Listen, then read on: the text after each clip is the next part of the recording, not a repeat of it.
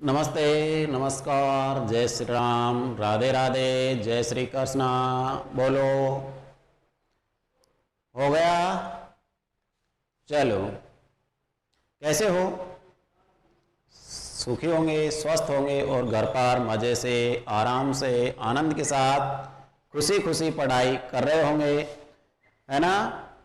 अब अपन चलते हैं अपने टॉपिक की ओर। चले? तो दोस्तों, अपन शुरुआत करते हैं आज कौन सी नदी? कांतली नदी। देखो, राजस्थान का एक जिले का नाम है सीकर, और सीकर की जो आकृति है वो अर्धचंद्राकार प्यालेनुमा है कि नहीं है? इसके ऊपर एक और जिला है, जिले का नाम झुंझुनू है। इसके ऊपर एक और जिला है जिसका नाम चूरू है। और इस जो क्षेत्र है, ये जो क्षेत्र है, तीनों जिलों चूरू, सीकर, झुंझुनू, और इसको कहते हैं शेखावाटी। तो शेखावाटी में कौन कौन से जिले आते हैं? चूरू, सीकर, झुंझुनू। शेखावाटी में कौन कौन से जिले आते हैं? चूरू, झुंझुनू और सीकर। Football clear. सीकर में रेवासा के पास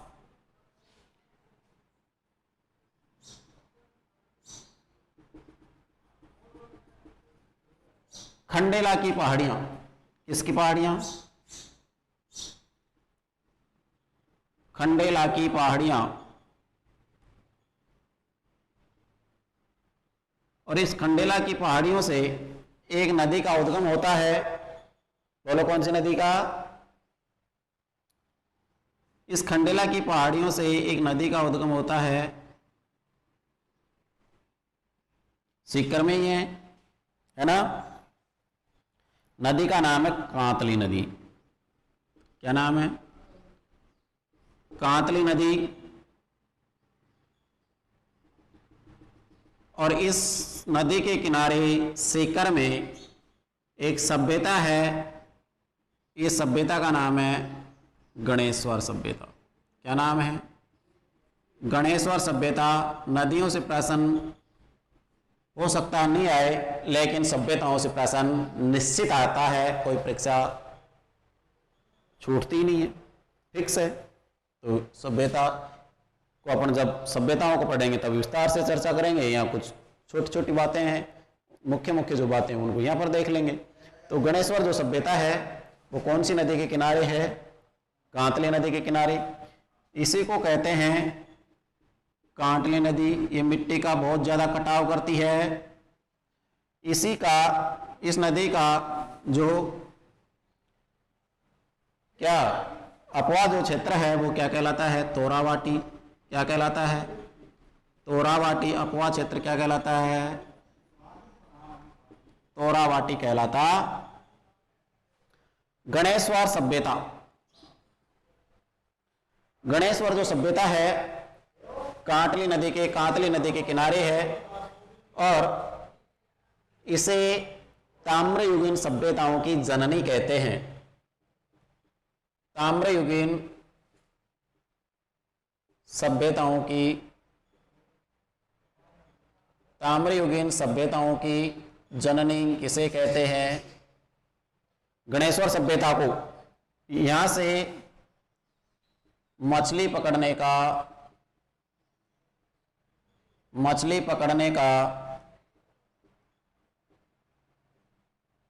कांटा मिला है। मछली पकड़ने का क्या मिला है?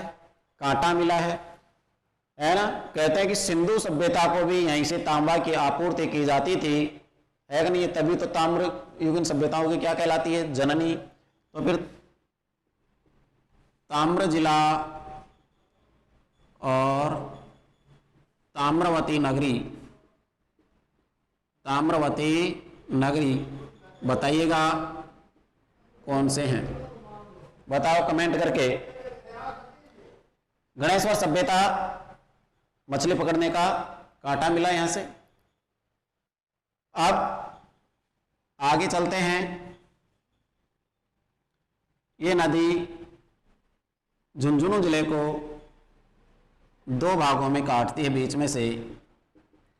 झुंझुनू के बीचों बीच से ये नदी गुजरती है और बरसात होती है तो ये चूरू की सीमा तक ये नदी पहुंच जाती है कि नहीं है। इसकी जो लंबाई है वो कितनी है, 100 किलोमीटर है। इसकी जो लंबाई वो कितनी, 100 किलोमीटर। आंतरिक प्रवाह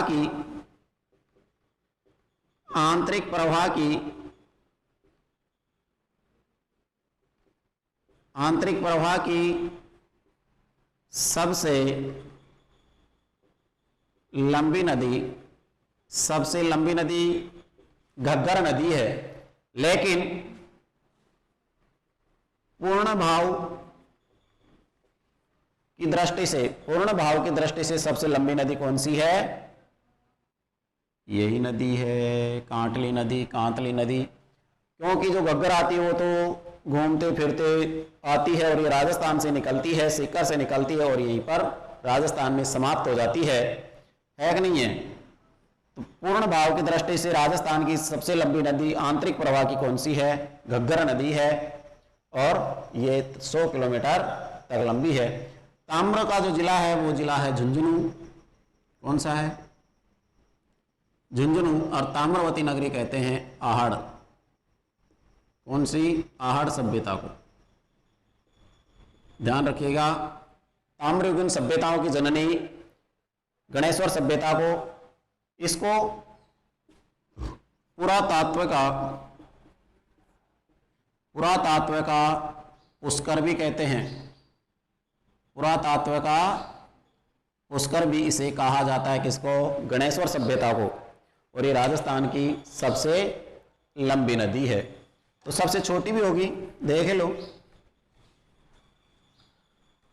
सबसे छोटी नदी वो है कांकनी नदी। कौन सी नदी?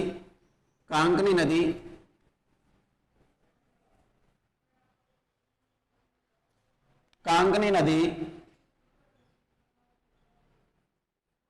कांकनी नदी कौन सी? कांकनी नदी है। कांकनी नदी या फिर इसे कहते हैं मसूरदी नदी, जैसलमेर जिले में बहती है। जैसलमेर से निकलती है और भुज झील जैसलमेर में विलीन हो जाती है, समाप्त हो जाती है। इसका जो बहाव जो क्षेत्र है वो कितना है? 17 किलोमीटर है। कितनी बहती है ये? 17 किलोमीटर है। और यही याद रखिएगा इसमें तो कि राजस्थान की आंतरिक प्रवाह की सबसे छोटी नदी, बड़ी तो कौन सी हो गई? पूर्ण भाव की दृष्टि से कांतली नदी, और सबसे छोटी नदी कांकनी नदी। ठीक है, आइए आगे बढ़ते हैं। आगे चलो सर। कहते हैं दोस्तों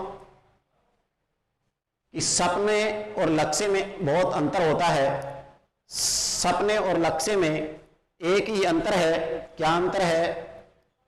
कि सपनों के लिए बिना मेहनत की नींद चाहिए। अरे सपने में तो अपन अमेरिका घूम के आ जाते हैं, अमेरिका में प्रधानमंत्री की चेयर पर बैठ जाते हैं। तो सपनों के लिए बिना मेहनत की नींद चाहिए और लक्ष्य के लिए बिना नींद की मेहनत चाहिए, है ना। लक्ष्य प्राप्त करने के लिए बिना नींद की मेहनत चाहिए। तो आइए अपन तो जी और जान से, दिलों से सबको भूल करके और अपन अपनी तैयारी में लग रहे हैं। और वीडियो को शेयर करते रहो, ठीक है, सब्सक्राइब करो। अब चलते हैं बाणगंगा। कौन सी नदी? बाणगंगा। इसी को कहते हैं अर्जुन की गंगा अर्जुन की गंगा, बाण गंगा, अर्जुन की गंगा किसको कहते हैं? इसी नदी को कहते हैं। इसको ताला नदी भी कहते हैं, ताला नदी भी कहते हैं। ये जो बाणगंगा नदी है कहाँ से निकलती है? बैराट, बैराट की पहाड़ियों से। कहाँ से निकलती है? बैराट की पहाड़ियों से ये नदी निकलती है। विराटनगर जयपुर से ये नदी निकलती है। बैराट कहाँ पर है? जयपुर में। और इसी नदी पर है बैराट सभ्यता, इसी नदी पर है बैराट सभ्यता। कौन सी सभ्यता? बैराट सभ्यता। यहां से अपने को क्या मिला? अशोक का भाब्रू शिलालेख। कौन सा? भाब्रू शिलालेख, जो इस पर धम, घोष और संग, ठीक है ना, किसने खोजा था? कैप्टन बर्ट ने। कैप्टन बर्ट ने बैराट सभ्यता से। और अपने को क्या मिला? मंदिरों के अवशेष, मंदिर के अवशेष मिले। मंदिर के क्या मिले? अवशेष। और कहीं से नहीं मिले, यहीं से मिले हैं। यहीं से अपने को मिला है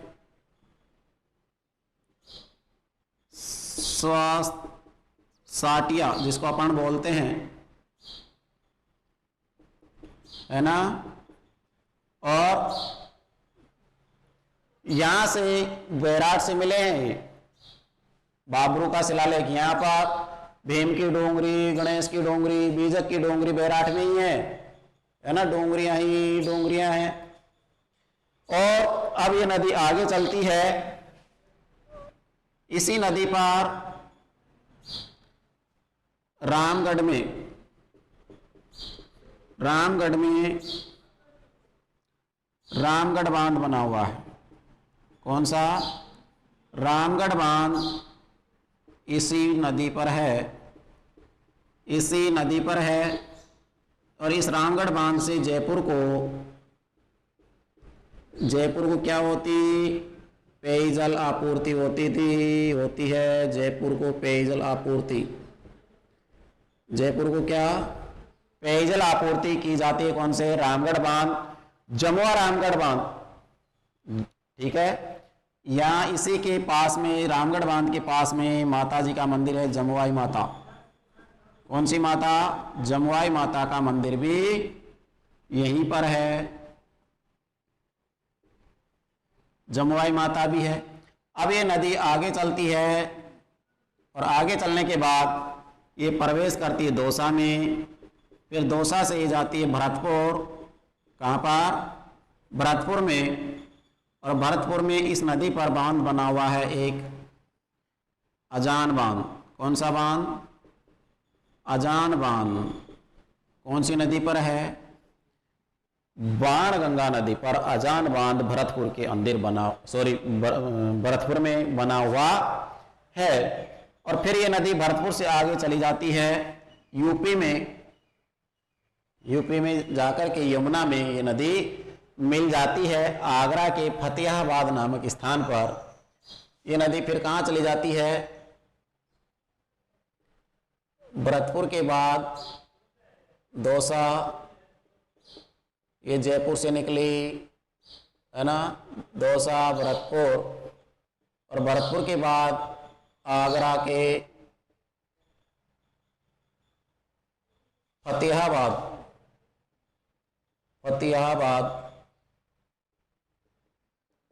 फतेहाबाद में यमुना में मिल जाती है। लेकिन अब इसका पानी यहाँ तक पहुँच नहीं पाता है, इसलिए इसे आंतरिक प्रवाह की नदी मान ली गई है। और सेकंड ग्रेड के अंदर प्रश्न पूछ भी लिया गया है और ये उत्तर माना गया था। बाणगंगा नदी आंतरिक प्रवाह की नदी है। तो यह बात समझ में आई या नहीं? यस या नो में कमेंट करके बताओ रे। हैं? कमेंट करो। करो कमेंट, बताओ बाणगंगा में क्या समझ में नहीं आई।